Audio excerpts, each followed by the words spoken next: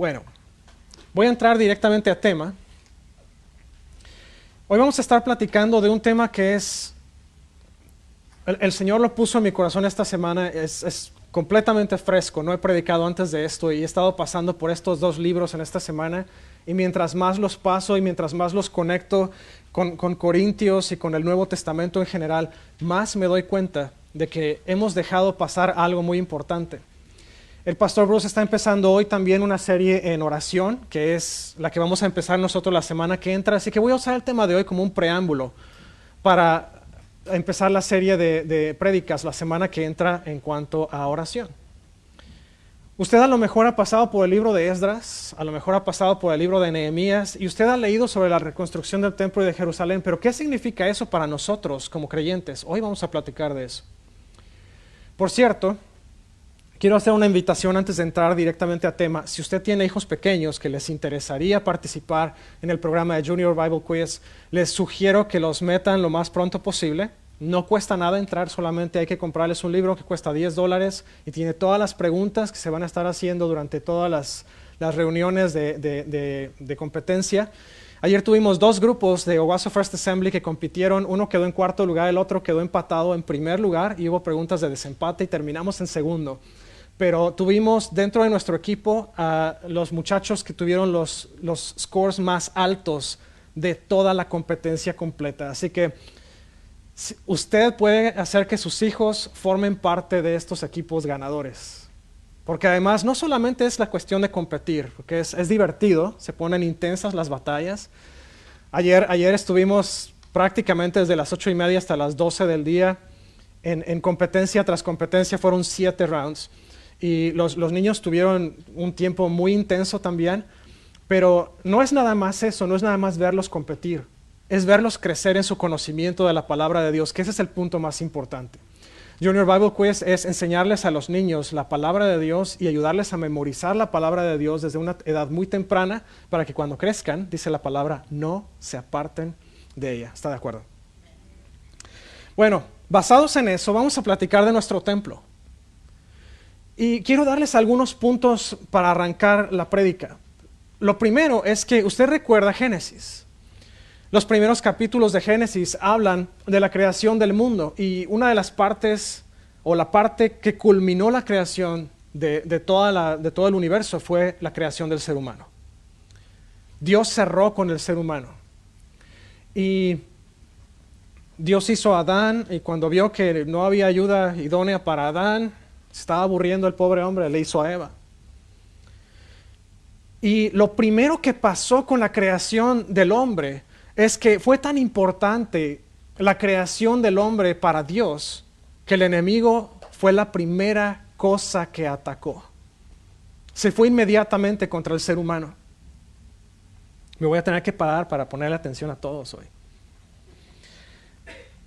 Fíjese, una de las preguntas que hicieron en Bible Quiz, y por eso introduje con eso, es ¿qué nos hace a los seres humanos diferentes a los animales? Si alguien tiene la respuesta, puede alzar la mano y contestarme. ¿Qué hace diferente al ser humano con respecto a los animales?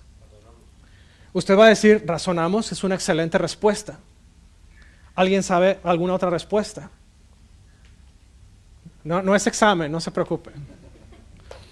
La respuesta más importante es que Dios hizo al ser humano a su imagen y semejanza. Eso quiere decir que no solamente razonamos, pero tenemos una capacidad espiritual que los animales no tienen. Así de simple. Y por el hecho de que Dios nos hizo a su imagen, nos hizo el objetivo primario del enemigo. De hecho, el primer pecado que se registra en la historia de la humanidad, que fue el pecado de Adán y Eva, inició con una pregunta de cuestionamiento a Dios. El enemigo le dijo a Adán y a Eva, con que Dios dijo que no comieras del árbol de la vida. Y así fue como empezó. Cuestionó una palabra, una instrucción de Dios. Así fue la primera parte. El enemigo estaba atacando directamente al ser humano que fue creación de Dios. Fue a quien Dios le dio señorío sobre todo, porque le dijo, tú te enseñorearás de todo. El hombre va a sojuzgar la tierra, y sojuzgar la tierra no significa que voy a ir afuera apuntando y señalando todo. Sojuzgar es que nosotros ejercemos dominio sobre el resto de las cosas. Y usted lo puede ver, empezamos con Adán y Adán y Eva empezaron a labrar la tierra después de que fueron pateados prácticamente del jardín. Y de ahí pasó el diluvio y de ahí la Torre de Babel, y cada vez la civilización fue avanzando más y más y más, y el hombre ha ido sojuzgando la tierra como Dios nos dijo que íbamos a hacer. Pero a partir del primer ataque que recibimos como seres humanos, Dios ha estado con nosotros tratando de meternos al camino, pero el enemigo también ha ido tratando de deteriorar cada vez más y más y más al ser humano y a la iglesia en particular. Usted lee todo el Antiguo Testamento y se va a dar cuenta que el pueblo de Israel, Dios les dijo que hicieran ciertas cosas en particular. De hecho, hoy precisamente en la práctica de Junior Bible Quiz les preguntaba el instructor, ¿cuáles son los 10 mandamientos? Esa fue la regla básica, la ley básica que Dios les dio. 10 mandamientos que fueron escritos allá en la cumbre del monte Sinaí. Las tablas que rompió Moisés en su enojo después de ver el becerro, que dijo Aarón, es que echamos un poco de oro ahí en el fuego y salió esto, mágicamente apareció un becerro de oro. Moisés se enojó, tiró las tablas al pie de la montaña. Dios le dio otras 2, le dijo, no, pues ahora regrésate, te voy a dar más. Pero esas fueron las reglas básicas. Ahora, usted dice, hermano, pero entonces, ¿por qué si fueron 10 mandamientos? ¿Por qué vemos Deuteronomio y vemos Levítico y vemos Números? Y hay no nada más 10 mandamientos, hay un montón de reglas. Le voy a decir por qué. Porque el enemigo siguió tratando de destruir la creación de Dios y siguió haciendo que el hombre buscara zonas grises y oscuras en la ley de Dios para que entonces pudieran estar en violación de la ley en todo tiempo. Así es el enemigo, lo va a seguir buscando y va a seguir encontrando maneras de tratar de destruir al ser humano. El apóstol Pablo escribe a la iglesia de Corinto en su primera carta. Y si usted tiene ahí las notas, lo puse ahí en las notas, si no, saque su Biblia, la puede subrayar en su Biblia. Recuerde que su Biblia es su cuaderno de trabajo de su vida. Ahí puede apuntar sus notas, ahí puede subrayar. Dice 1 Corintios, capítulo 3, versículos 10 al 18. Según la gracia que Dios me ha dado, yo, como maestro constructor, eché los cimientos y otro construye sobre ellos. Pero cada uno tenga cuidado de cómo construye, porque nadie puede poner un fundamento diferente del que ya está puesto, que es Jesucristo. Si alguien construye sobre este fundamento, ya sea con oro, plata y piedras preciosas, o con madera, heno y paja, su obra se mostrará tal cual es, pues el día del juicio la dejará al descubierto. El fuego la dará a conocer y pondrá a prueba la calidad del trabajo de cada uno. Si lo que alguien ha construido permanece, recibirá su recompensa, pero si su obra es consumida por las llamas, él sufrirá pérdida, será salvo, pero como quien pasa por el fuego. ¿No saben que ustedes son templo de Dios y que el Espíritu de Dios habita en ustedes? Si alguno destruye el templo de Dios, él mismo será destruido por Dios, porque el templo de Dios es sagrado y ustedes son ese templo. Que nadie se engañe. Si alguno de ustedes se cree sabio según las normas de esta época, hágase ignorante para así llegar a ser sabio. El sacrificio de Jesús en la cruz vino a cambiar muchas cosas. De hecho, usted recuerda cuando está leyendo en particular el libro de Lucas, hay un punto donde describe el doctor Lucas que Jesús está en la cruz y justamente antes de expirar dice consumado es, y al terminar esas 2 palabras, expiró. ¿Qué era lo que Jesús estaba declarando hecho? Es una pregunta que a lo mejor usted ya conoce porque lleva muchos años en la palabra de Dios y usted la ha escuchado varias veces y usted ha escuchado la explicación varias veces, pero si no lo ha escuchado, se lo voy a decir hoy. Las palabras consumado es se refería a que Jesús había terminado la obra por la cual vino. Y esa obra se refiere a cumplir la ley a su cabalidad.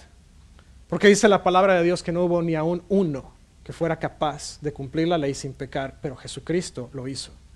Así que Él consumó la obra de terminar el proceso de cumplir la ley al 100%. Jesucristo no violó la ley y Él lo dijo, no la vine a abolir, que significa no la vine a cancelar.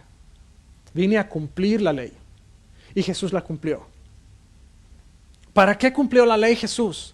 Para que usted y yo fuéramos rescatados a través de ese sacrificio, de ese uno que fue sin mancha, sin pecado. Otra pregunta que les hicieron a los niños en Bible Quiz ayer es precisamente qué significa para nosotros que Jesús haya vivido sin pecado. ¿Por qué es importante? La respuesta a esa pregunta es porque si Jesús hubiera pecado, hubiera muerto por su propio pecado, pero no nos hubiera hecho salvos a nosotros, no nos hubiera limpiado a nosotros. Y es por eso que era tan importante que Jesús no cometiera ningún pecado en lo más mínimo. Porque si no, su sacrificio hubiera sido para su propia salvación y no la de usted, no la mía. El hecho de que Jesús murió en la cruz le dio a usted la capacidad de ser limpiado de sus pecados, le dio a usted la capacidad de ser construido y constituido como un templo del Espíritu Santo, y gracias al sacrificio de la cruz es que usted es portador de la gloria de Dios. ¿Sabe algo muy importante? Cuando Dios les da las reglas para construir el tabernáculo, que fue el primer templo construido por el pueblo de Israel, ese tabernáculo eran básicamente carpas. Y yo recuerdo mi historia cuando empecé en Cristo. La iglesia era una carpa en medio del monte. Y así empezó el pueblo de Israel. Tenían la carpa con un atrio grande, tenían adentro del atrio una zona que era considerada el lugar santo, que era donde se quemaban los sacrificios. Y había otra área que era reservada solamente para que el sacerdote entrara una vez al año, que era el lugar santísimo. Y en ese lugar santísimo estaba el arca del pacto de Dios. Y en esa arca estaban las tablas de los 10 mandamientos. Cuando Aarón murió, su vara de Aarón, que había reverdecido, estaba adentro del arca, y tenían una pieza del maná que fue guardada también como reconocimiento o como recordatorio de lo que Dios hizo por el pueblo durante sus 40 años de vagar por el desierto.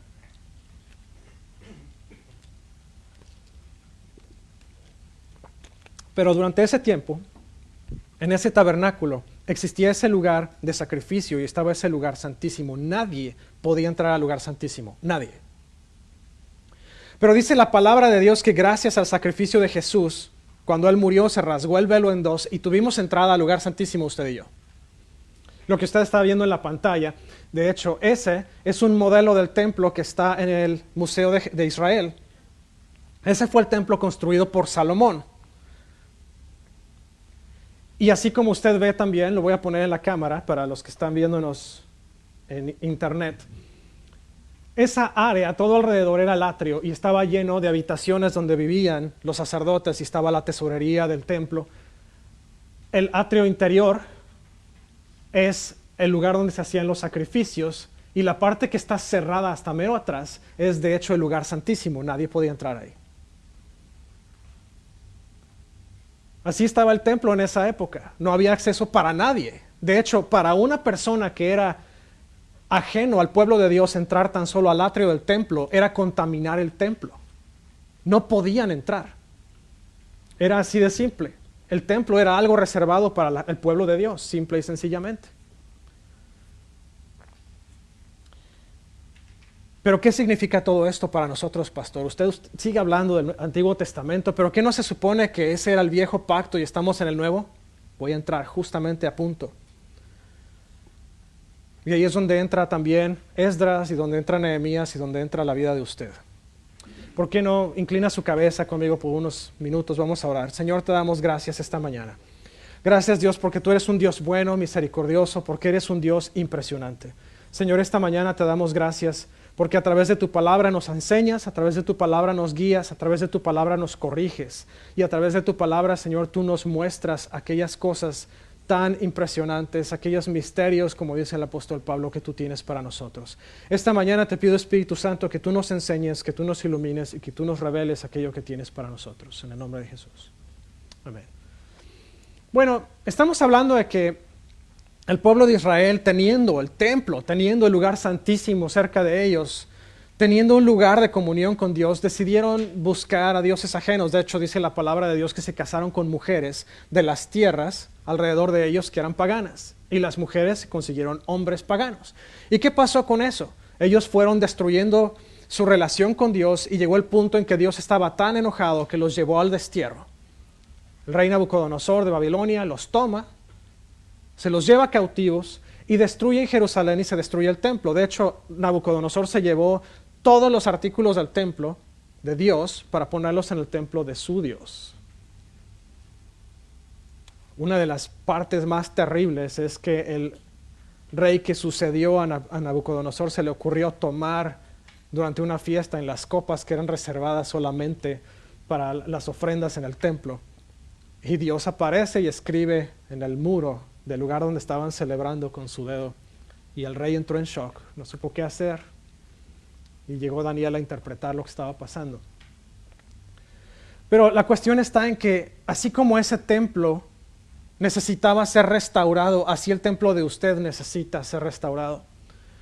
Dice la palabra de Dios en Esdras, voy a leer el capítulo 1, versículos 1 al 4. Dice: en el primer año del rey Ciro de Persia, para que se cumpliese la palabra de Jehová por boca de Jeremías, despertó Jehová el espíritu de Ciro, rey de Persia, el cual hizo pregonar de palabra y también por escrito por todo su reino, diciendo: así ha dicho Ciro, rey de Persia, Jehová, el Dios de los cielos, me ha dado todos los reinos de la tierra y me ha mandado que le edifique casa en Jerusalén, que está en Judá. Quien haya entre vosotros de su pueblo, sea Dios con él y suba a Jerusalén, que está en Judá, y edifique la casa a Jehová, Dios de Israel, él es Dios, la cual está en Jerusalén. Y todo el que haya quedado en cualquier lugar donde more, ayúdenle los hombres de su lugar con plata, oro, bienes y ganados, además de ofrendas voluntarias para la casa de Dios, la cual está en Jerusalén. Subrayé en sus notas esa frase: edifique la casa a Jehová, Dios de Israel. Pero si leemos antes, Ciro, rey de Persia, dice que Jehová de los cielos lo mandó a que le edificara una casa en Jerusalén. ¿Por qué? Dos razones. Primero, a través de Jeremías, Dios profetiza que el pueblo iba a ser desterrado, iba a ser llevado cautivo, pero a los 70 años iban a regresar a su tierra. Pero más que eso, si el pueblo iba a regresar 70 años después, tenía que haber alguien que fuera a reconstruir el templo de Dios. ¿Por qué? Porque el templo de Dios era el centro de comunión entre Dios y su pueblo. Ese es el punto más importante. Dios no se equivocó, Él sabía que el pueblo iba a regresar de labios a adorar al templo y después se iban a volver a olvidar. De hecho, usted puede leerlo en Nehemías. Regresa el pueblo a Jerusalén después de que Nehemías y su gente reconstruyeron el muro, reconstruyeron parte de Jerusalén. Llegan a vivir a Jerusalén, empiezan bien, hacen sus pactos entre ellos y Dios, y pasan unos cuantos meses, probablemente año o dos, y ya están de regreso en lo mismo de donde salieron. Y Nehemías va de regreso a Jerusalén porque lo había regresado al rey Artajerjes, que él servía como copero del rey. Regresa a Jerusalén y les dice: ¿qué les pasó? Y así como ellos, estamos nosotros. Yo no sé usted, pero muchas veces yo me encuentro a mí mismo haciendo cosas que solía hacer antes de conocer a Jesús. Y usted dice: pero pastor, usted está ahí enfrente, pastor es ser humano. Ya les he dicho, no pongan sus ojos en el pastor, pongan sus ojos en Jesús. No me estoy dando permiso para pecar, yo no lo tengo, así como ustedes tampoco lo tienen. Pero Jesús quiere que su templo esté en óptimas condiciones y esté operacional todo el tiempo. ¿Sabe? Uno de los requisitos del templo era que todos los días alguien tenía que llevar leña para mantener el fuego de las ofrendas encendido todo el tiempo, porque ahí se quemaba incienso, ahí se quemaban las ofrendas de animales, los sacrificios, porque simple y sencillamente alguien tenía que estar manteniendo las velas y las lámparas encendidas, eran lámparas de aceite. El fuego tenía que arder continuamente, y eso es lo que Dios nos está pidiendo a usted y a mí, que esté operacional. El templo de nuestro corazón es que usted esté intensamente, constantemente buscando la presencia de Dios. Eso es lo que Dios quería con el pueblo inicialmente, y es lo que quiere con nosotros. Pero no solamente eso. Si usted lee Nehemías, conforme Nehemías va pasando en la redacción o la historia de lo que estaba ocurriendo durante la reconstrucción de Jerusalén, Nehemías para a orar cada vez que hay un punto ciego en su proceso. Hay varios ejemplos que le traje.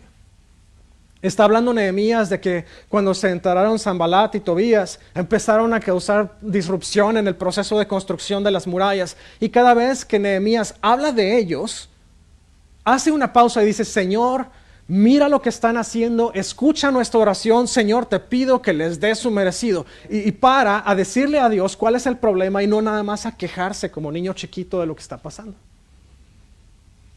Así de simple. ¿Qué le estoy tratando de decir? Hermano, tome el ejemplo y en lugar de sentarse a llorar, póngale a Dios enfrente su petición. Señor, mira lo que está pasando. Señor, toma esta situación y cámbiala a mi favor, porque Dios es capaz, Dios está disponible y Dios es más que todopoderoso. La otra cosa que vemos es que la restauración de nuestro templo requiere una conexión constante con Dios. Nuestro templo requiere estar conectado a la fuente. Si usted mantiene el templo bonito y lo barra y le pone flores todo el día, qué bien, pero usted no está conectado a la presencia de Dios. ¿Qué significa esto? Nuevamente, la oración es el punto más importante. Pero usted necesita estar en constante adoración a Dios. El templo era un lugar de adoración. Hermano, ¿qué significa adorar? Significa honrar, significa amar con todo su corazón, significa vivir una vida de gratitud por lo que usted ha recibido de parte de Dios. Porque usted no recibió condenación de parte de Dios, usted recibió vida eterna, recibió perdón, recibió restauración, reconciliación. Más importante que todo esto, en lo que falló el pueblo de Israel, la restauración y la manutención de nuestro templo interior implica y requiere abandonar nuestra vieja manera de vivir. No podemos estar llegando al templo todos los días, Señor, perdóname porque hoy me fui voy a decirlo, no sé, me fui a jugar blackjack y perdí todos mis ahorros ahí. Y al día siguiente usted llega con un préstamo del banco y se lo gasta en blackjack otra vez. Y usted regresa, Señor, perdóname porque me volví a gastar todo lo que el banco me prestó. Y al rato se usted parece a los de las viejas historias de los libros clásicos que perdían todo lo que tenían ahí y más. O no puede llegar usted todos los días y decirle, Señor, perdóname porque hoy me metí en pornografía. Y al día siguiente, Señor, perdóname porque regresé a la misma página web. Y al día siguiente otra vez, y al día siguiente otra vez. Y usted jamás cambia su manera de vivir. Si usted sigue regresando con lo mismo, usted no está manteniendo el templo en buena condición. Usted está causando la propia destrucción de su propio templo. Es así de fácil. Pero hermano, es que no se puede. Es que sí se puede. Le voy a decir cómo se puede. A través de compromiso diario con Dios y sacrificio. Usted no va a lograr nada bueno sin sacrificio, nada. Decía mi abuelo, si fuera fácil, todo el mundo lo haría. Requiere sacrificio, requiere compromiso. Todos los días levantarse, la primera cosa que hace usted al poner un pie fuera de la cama, Señor, hoy te entrego todo mi día, te pido en el nombre de Jesús que mandes tu Espíritu Santo y me ayudes a dejar mi vieja manera de vivir. Dice Pablo, como si fuera ropa, quítese al hombre viejo y póngase la nueva naturaleza que fue la que nos dejó Cristo Jesús, el poder del Espíritu Santo, que es su coraza. Usted necesita trabajar, necesita ser paciente, necesita dedicarse.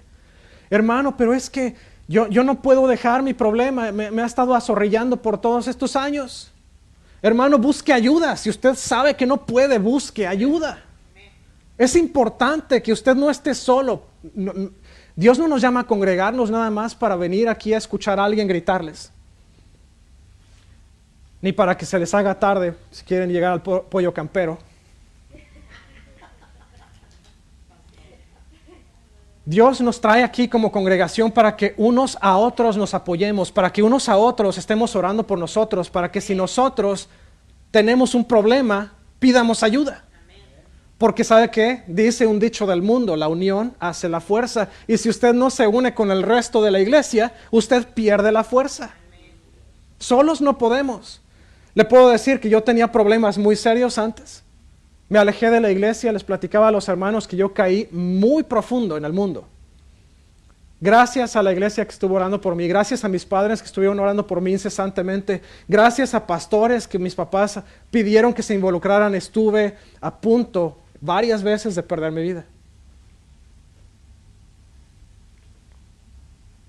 Gracias a que alguien se preocupó por mí, gracias a que alguien oró por mí, pero ¿sabe qué? Alguien tuvo que pedir ayuda. Y cuando yo reconocí que estaba en lo más bajo de mi vida, fue cuando Dios intervino. Porque ¿sabe qué? Lo he dicho antes y lo voy a seguir diciendo. Jesús es un caballero. Jesús no va a meterse a su vida nada más porque sí. Jesús va a esperar que usted le abra la puerta a su vida. Él dice, yo estoy a la puerta y llamo. Y si abres la puerta, yo entro y ceno contigo y tú conmigo. Pero si usted jamás abre la puerta a la ayuda, usted jamás va a recibir lo que necesita. El proceso de restaurar su templo va a traer oposición. Ahora, vamos a ver qué es la oposición. Usted lee Esdras y usted lee Nehemías y se va a encontrar que hubo intimidación. Usted se va a dar cuenta que hubo palabras, que hubo argumentos mentirosos, que hubo chismes. Les puse varias citas bíblicas ahí para que usted las vea cuando tenga tiempo en casa. Pero el primer recurso del enemigo fue intimidación. Lo primero que hicieron fue que se juntaron un grupo de consejeros de Ciro, por ejemplo, cuando iba Esdras a construir, y se pusieron a intimidar al pueblo de Israel. Se pusieron a intimidar a Esdras y se pusieron a intimidar a la gente que estaba con él. Simplemente llegó el enemigo y les dijo, no, pues tú no puedes, y si lo haces, te vamos a meter al bote. Escuché hace un par de años que estaban queriendo cambiar la ley para que los pastores no pudiéramos negarnos a casar gente del mismo sexo. Hubo pastores en la ciudad de Houston que se opusieron y terminaron en la cárcel. Gracias a Dios, no pasaron mucho tiempo ahí porque hay una garantía individual en nuestra Constitución que nos permite adorar a Dios de la forma que nos dé la gana, cuando nos dé la gana. Así que salieron libres. Y ¿sabe qué? El enemigo no nos intimida a los pastores aquí, y yo lo he dicho ante la cámara y lo he dicho muchas veces. El pueblo de Dios está completa y totalmente opuesto a los matrimonios del mismo género. ¿Por qué? Porque dice la palabra de Dios que Dios nos hizo hombres y mujer, y el matrimonio es entre hombre y mujer. Punto. No hay de dos. Y el enemigo no nos va a intimidar y va a tratarlo de hacer. Y va, pero ¿qué tal si predico sobre esto y termino en el tanque? No, porque Dios nos va a proteger. Así como protegió a Sadrach, a Mesach y a Abednego del horno de fuego, y así como protegió a Daniel de la boca de los leones, Dios nos va a proteger, porque el enemigo lo va a intimidar a usted, pero el enemigo no tiene parte ni suerte en la vida de usted por la sangre de Jesucristo. El enemigo va a buscar usar a nuestras autoridades en nuestra contra. Va a poner al gobernador, va a poner a su jefe en la oficina, va a poner incluso a sus padres a veces, a sus abuelos. Si usted tiene mucha reverencia por ellos y los venera, sus abuelos se van a oponer. Pero ¿sabe qué? La oposición significa que usted va por buen camino. No deje su camino, siga adelante. Dice en el libro de Esdras, capítulo 6, versículos 1 al 12, no los voy a leer, pero es una historia precisamente donde estos hombres que se oponían a la reconstrucción del templo van con Ciro y le dicen, oye, pues este pueblo ha sido muy rebelde y tienes que verlo, ahí están las actas, está en toda la historia. El rey va y lo checa y dice, oh, sí es cierto, trata de parar la obra y ellos le dicen, espérate, a mí me dijeron, el rey Ciro dijo que lo íbamos a hacer, y no solamente que íbamos a reconstruir el templo de Dios, pero además le ordenó a la gente del otro lado del río Jordán que nos diera todo lo que necesitábamos, incluyendo las ofrendas para Dios. El enemigo va a tratar de que se opongan sus autoridades a usted, pero no va a poderlo hacer bien, porque el enemigo no hace nada bien. El enemigo va a intentar hacer pensar a usted que no puede. De hecho, cuando estaban Nehemías y su gente reconstruyendo el muro, llegan y les dicen, mira nada más, este muro está tan débil que una zorra se puede subir y se va a derrumbar el muro, nada más porque la zorra está arriba. ¿Y qué cree? No solamente no se derrumbó el muro, pero marcharon sobre el muro adorando a Dios con címbalos, con trompetas, con instrumentos musicales. El enemigo le va a decir que usted no puede, no, es que tú eres un debilucho, no, es que tú eres un tarugo, no, es que no haces nada bien. Perdóneme, pero ¿qué es lo que dice Dios de usted? Tú eres mi hijo, tú eres rey, tú eres sacerdote, tú eres de sangre real porque tú fuiste adoptado por mí, dice el Señor. El enemigo le puede decir misa, le puede decir lo que quiera. Lo que dice Dios es lo que importa. ¿Qué dice Dios de usted? El enemigo va a poner gente cercana en contra de nosotros. Hermanos, hijos. Dice la palabra que el corazón de los padres se volverá contra los hijos y viceversa. El enemigo va a usar a quien pueda para tratarlo de derribar. ¿Va a poder? No, si usted no lo deja. El enemigo nos va a atacar directamente, va a ponernos emboscadas. A Nehemías le pusieron una. Le manda a hablar una profetisa, le dice, pues ven, vamos a platicar. Y cuando llega le dice, yo diría que te peles, que salgas corriendo. Y Nehemías dice, yo, un hombre de Dios, yo, correr. Usaron a los propios profetas y sacerdotes en contra de él. No pudieron. ¿Por qué? Porque la fe de Nehemías no estaba en la obra, la fe de Nehemías no estaba en los humanos, la fe de Nehemías no estaba ni siquiera en su propio conocimiento, estaba en el Dios de dioses. El enemigo va a traerte temor. El enemigo va a traer temor, va a tratar de hacerte renunciar. El enemigo te va a decir, no, pues es que si sales victorioso de esta, ya de ahí se van a agarrar, ya no vas a poder salir. O a lo mejor va a decir usted, híjole, sí, pero es que el Señor me dijo que aplicara para este trabajo, pero pues, ¿qué tal si llego a la entrevista? Y si el Señor le dijo que lo hiciera, hágalo. Usted trae todo el respaldo de rey. Pero hermano, es que si obedezco al Señor, mi familia me va a dejar. Pero es que si obedezco al Señor voy a tener que renunciar a mi trabajo. Pero es que si obedezco al Señor, hermano, no hay nadie que deje padre o madre o hijos o hijas o hermanos que no haya de recibir el doble, el triple, hasta 7 veces más. Porque sabe que Dios se encarga de usted. Dios se encarga de usted. Recuerdo cuando estábamos por venir, nos platicamos con mis papás acerca de que nos estaba moviendo el Señor para los Estados Unidos. Y en algún momento recibimos preguntas de mis papás, pero ¿sí lo van a hacer? ¿Sí están seguros? Pues con toda la pena del corazón estábamos seguros y teníamos que hacerlo. Y no solamente estábamos seguros, pero Dios nos había dado señas más que convincentes de que teníamos que salirnos de México y regresar para acá. Y me costó, de hecho le voy a decir, allá en México, toda la gente que nos conoció en las iglesias, los grupos de amigos, nos decían que éramos la familia muégano. Si usted no sabe lo que es un muégano, es un dulce que está pegado con caramelo, todo es una bola grande. Usted lo puede despegar por partes y comérselo, pero lo venden hecho una bola grande. Y nos llamaban así porque a todos lados íbamos juntos como familia. Cuando nos dijeron, ahora tienes que irte, nos dijo el Señor a mi esposa y a mí, a mí me costó. Pero el Señor me habló esa palabra. No hay nadie que pueda dejar padre, madre o hermanos o hijos que no hayan sido recompensado. Y el Señor me ha dado mucho más que una recompensa que yo hubiera podido imaginar. Ha sido mucho más grande lo que Dios me ha dado que lo que yo hubiera podido desear. ¿Por qué? Porque el Señor nos puso aquí con un propósito y Él sabía cuál era el propósito aunque nosotros no lo supiéramos. El Señor no sabe cuántas puertas me ha cerrado, pero las que ha abierto han sido impresionantemente enormes y han sido llenas de bendición tras bendición, tras bendición, tras bendición, tras bendición. Ahora, hermano, ¿cómo le hacemos para contrarrestar esa oposición que nos va a llegar? Lo primero, vea el ejemplo de Nehemías, oración. Oración, oración, oración. Ese es el primer recurso. Si usted no está orando como primer recurso, usted no está haciendo su tarea. Así de fácil. Hermano, es que yo sí oro, sí, ya que se le acabaron las opciones. Así no funciona el reino de Dios.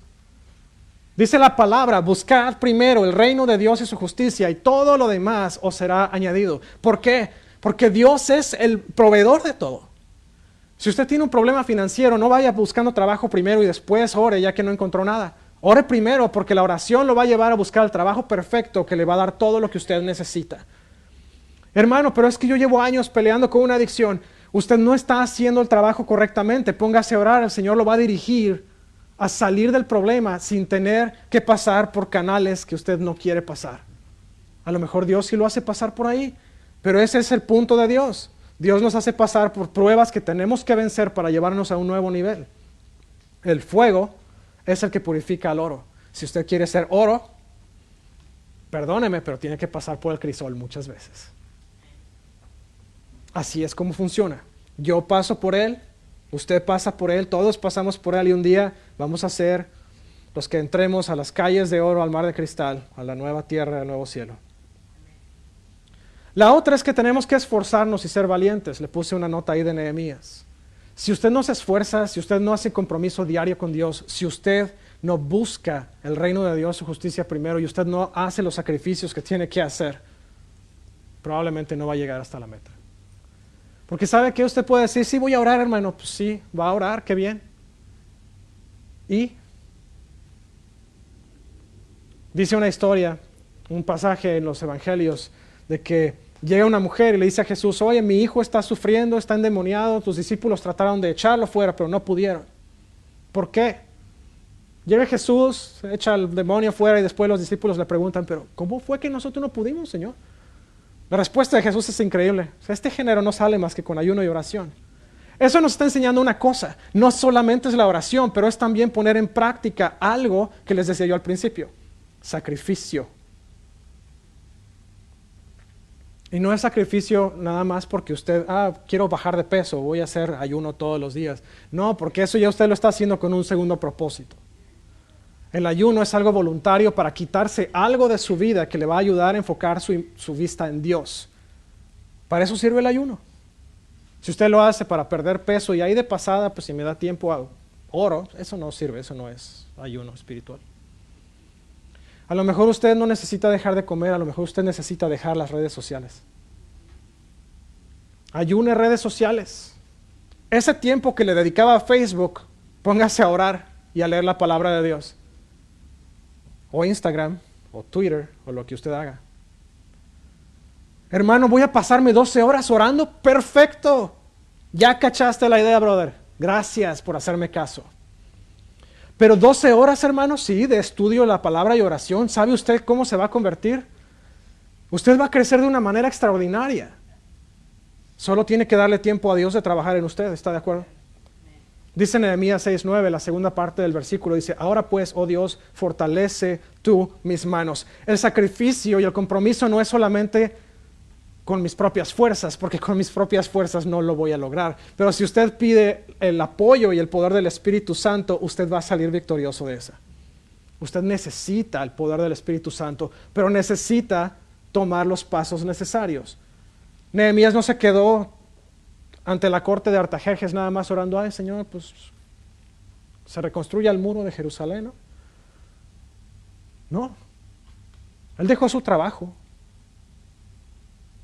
para ir a seguir algo que Dios le mandó a hacer. Él pasó por procesos, él pasó por oposición, él pasó por traición, incluso, para lograr el propósito de Dios. Hermano, traición, sí, le acabo de platicar que una de las profetisas lo manda a llamar para pedirle que dejara la obra. Fue traicionado por la propia gente de Israel. Pero hermano, Nehemías pasó por ahí. Usted va a pasar por ahí. A lo mejor su obra no es tan grande como el muro de Israel, de Jerusalén, pero usted va a pasar por una obra diferente. Va a ser difícil. Usted necesita el apoyo del Espíritu Santo, necesita el apoyo de Dios y necesita comprometerse a trabajar para alcanzar el objetivo. Si Dios le dijo, tú vas a estar tocando, ministrando desde el piano o desde la guitarra un día, y usted dice, sí, el Señor me llamó a ser músico, pero usted nunca estudia música, pues usted no lo va a aprender por osmosis, hermano. Usted tiene que ir a clases de música, tiene que prepararse. Si el Señor lo llamó a ser evangelista, tiene que pasar por la escuela bíblica, escuela de evangelismo. Si lo llamó a ser misionero, tiene que pasar por la escuela de misiones. Usted no va a hacer algo en la vida si usted no pone también de su parte. Otra cosa que hizo el pueblo de Israel, y usted lo ve ahí, es que profetizaron. Cuando llegue la oposición, profetice a la oposición. Pastor, yo no soy profeta, yo no tengo ese don. No, pero usted puede decirle a la oposición, no tienes parte ni suerte, que el Señor es quien va conmigo. Oposición, tú no puedes más que Dios, tú estás vencida, Jesús te venció en la cruz. Está usted profetizando, está usted hablando palabras sobre su misma situación. Le he dicho antes, no le hable a Dios tanto de su problema, háblele a su problema de quién es el Dios de usted. Ya voy a acabar, no se me desespere. Debemos traer luz y verdad a nuestras autoridades. A lo mejor usted fue enfrentado en un juicio contra alguien. Hable la verdad. Hable la verdad. Traiga luz a la situación. No trate de oscurecerla más. Porque le voy a decir una cosa. La palabra dice que todo lo que está oculto un día va a ser sacado a la luz. Usted sea la luz. Usted sea la luz.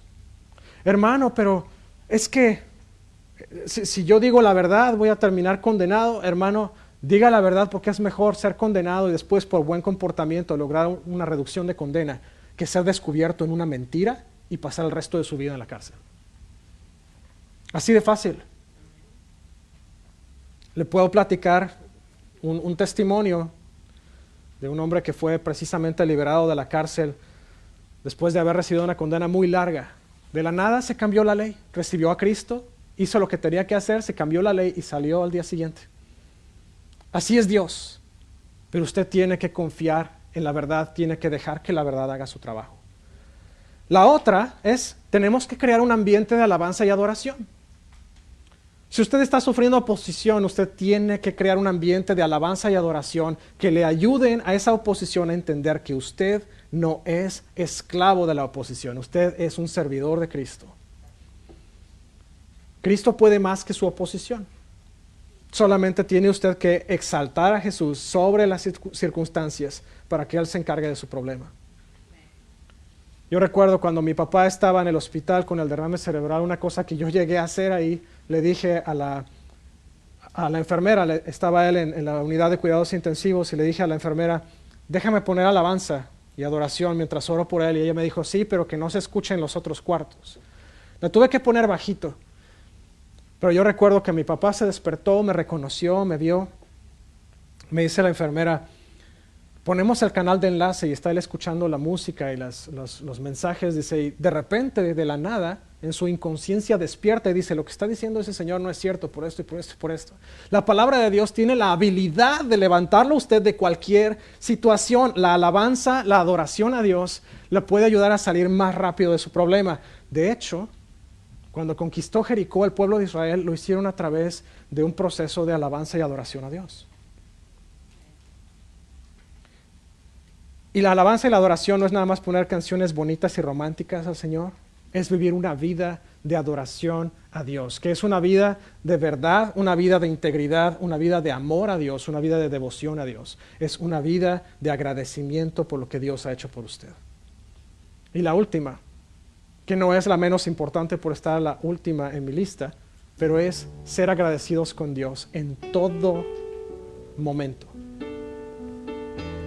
Hermano, ¿cómo puedo estar agradecido con Dios si mi circunstancia me está llevando a mí a la bancarrota o a la quiebra? No puedo estar agradecido por eso, Señor. Bueno, le puedo decir algo. Puede estar agradecido con Él, por una simple razón. Porque a pesar de que usted está yendo a través de una circunstancia difícil, Jesús prometió que iba a estar con usted todos los días. Y si Jesús está con usted, el dueño del oro y de la plata está del lado de usted, no importa lo que pase.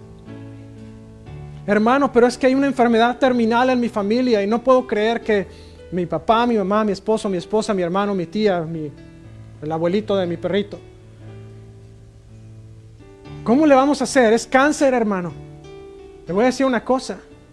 ¿Quiere una lista de personas que conozco que Dios ha sanado de cáncer? Es muy larga. Dios puede. Dice Isaías 53, versículos 4 y 5, que por las llagas de Jesús nosotros hemos sido sanados. Si usted cree esa promesa, usted la va a recibir para usted, para su abuelo, para su tía, para su pariente. Porque así es Dios. Porque Él es nuestro sanador. Porque Él es nuestro proveedor. Porque Él es nuestro protector. Porque Dios es simplemente el mejor de todos. Él fue el que creó todo, el que conoce todo de pies a cabeza. Es el que le conoce a usted, conoce todos sus secretos, conoce todas sus circunstancias. A Dios no se le escapa nada ni nadie. Así que tiene una tarea muy grande, yo también. Es levantar el templo que hemos dejado caer en ruinas, reconstruirlo y mantenerlo en un estado óptimo de operación. Le voy a invitar a que se ponga de pie conmigo por unos momentos. Si usted está viéndonos del otro lado de la cámara, si usted nos escucha en podcast, si usted está presente hoy en este cuarto y usted jamás ha recibido a Jesús en su corazón, usted jamás había escuchado este mensaje y hoy este mensaje lo tocó. Hoy es momento de decir, Jesús, entra en mi vida, ayúdame a restaurar este templo y ayúdame a mantenerlo funcional para ti. Si usted está haciendo está tomando esta decisión hoy, le voy a invitar que ore conmigo por los próximos minutos. Voy a invitar a la iglesia que cierre sus ojos. Si usted sabe orar en el Espíritu, le voy a pedir que lo haga. Pero si usted está hoy aquí y usted dice, ¿sabes qué, pastor? Yo quiero hoy recibir a Jesús en mi corazón. Ahí donde usted está, simplemente levante su mano discretamente, nadie está viendo, más que yo y obviamente Dios. Usted solamente levante su mano donde está. Si usted está del otro lado de la cámara o nos escucha en podcast y dice, ¿sabes qué, pastor? Yo quiero recibir a Jesús hoy porque yo no puedo vivir ya más este tipo de vida que estoy viviendo. Vamos a orar por usted. Le voy a pedir nada más que repita esta oración con todo su corazón. Señor Jesús, te doy gracias por el sacrificio de la cruz. Gracias, Señor, porque tú me rescataste. Gracias porque tú me diste vida. Reconozco que Dios Padre te levantó de los muertos con poder. Hoy te pido perdón por mi pecado, por mi separación. Te pido que vengas a mi vida. Te pido que me hagas una nueva creación. Y hoy te confieso como mi único Señor y Salvador. Te doy gracias, Jesús. Quiero seguirte. Te amo. En tu nombre santo. Amén. Si usted hizo esta oración, le voy a pedir que me contacte. 950-350-950-9486. Puse la información en pantalla. Puede ir a facebook.com/ofa.hispano. Si usted está aquí hoy y dice, ¿sabes qué, pastor? Mi templo está hecho una ruina. No es el único, hermano. Hay muchos. Y yo he estado ahí. El mío a lo mejor ahorita necesita una buena limpiada, pero si usted está listo para tomar una decisión hoy de comprometerse a restaurar el templo que Dios puso en usted y mantenerlo funcionando, le voy a pedir que se acerque aquí al frente. Mire, no es para poner a nadie en el spot. Como lo he dicho antes, no se pregunte qué va a decir la gente de usted, porque en esta iglesia lo que yo he estado presionando mucho es que no vamos a condenar a nadie, no vamos a señalar a nadie, no vamos a hacer feo a nadie, no vamos a menospreciar a nadie. Nosotros somos todos iguales, empezando por mí. Yo soy el más pequeño de todos. La razón por la cual les pido que pasen adelante es por dos razones. La primera, porque cuesta mucho trabajo dejar el orgullo, renunciar al orgullo y decirle sí a Dios. Y por la otra, es que con eso usted está demostrando de una manera física que usted verdaderamente quiere hacer un cambio en su vida. Usted me dice, a lo mejor, pastor, yo lo puedo hacer desde mi lugar. Sí, usted lo puede hacer desde su lugar. Pero se pide la oportunidad que oremos por usted desde aquí abajo. Si hay alguien más, acérquese. Si no, le voy a pedir que desde allá donde usted está, en su lugar, usted puede estar orando en el Espíritu, puede estar intercediendo en el Espíritu por mis hermanos que están aquí enfrente. Es importante que mantengamos este templo en un estado de operación óptimo siempre.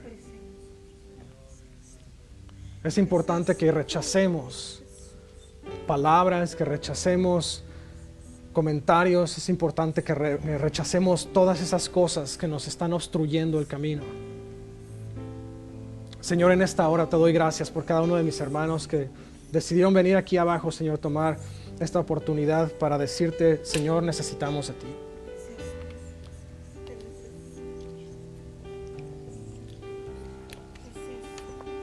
Señor, te pido en esta hora que tú toques todo corazón, Señor. Que tú dispongas aquí el corazón, Señor, revélales qué es lo que tú quieres, Señor, que ellos cambien en su vida, que tú vas a ayudarles a cambiar para que ellos puedan lograr el propósito que tú estás buscando en cada uno de ellos, Señor, en el nombre de Jesús.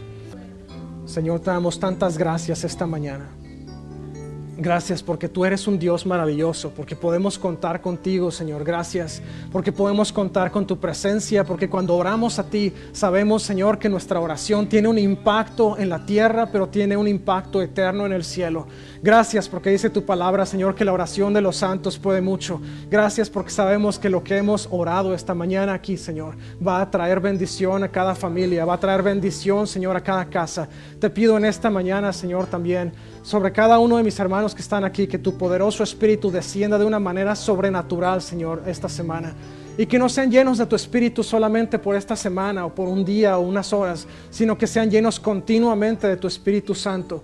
Que tu Espíritu los haga rebosar, Señor, de una manera poderosa, extraordinaria, de una manera sobrenatural. Bendícelo, Señor, bendice su casa, bendice su trabajo, bendice su alacena, bendice su salud. Y te pido, Dios, que no puedan apartarse de tu presencia ni un minuto. Que tu presencia sea su alimento, que tu presencia sea su fuente, que tu presencia sea su poder, que tu presencia sea su fuerza, Señor, y que el Espíritu Santo esté con ellos en cada palabra que hablen, en cada momento que ellos estén despiertos y dormidos, en cada momento, cada persona, Señor, con que ellos se relacionen, sea tocada por tu Espíritu a través de esa relación con ellos. Bendícelo, Señor, en el nombre de Cristo Jesús, y te damos gracias porque sabemos que todo lo que nosotros pedimos, Señor, en tu nombre, lo recibimos. Esta mañana, Señor, declaramos que hemos recibido lo que hemos pedido y declaramos que tu poder y tu Espíritu Santo están sobre nosotros todos los días, en el nombre de Jesús. Amén.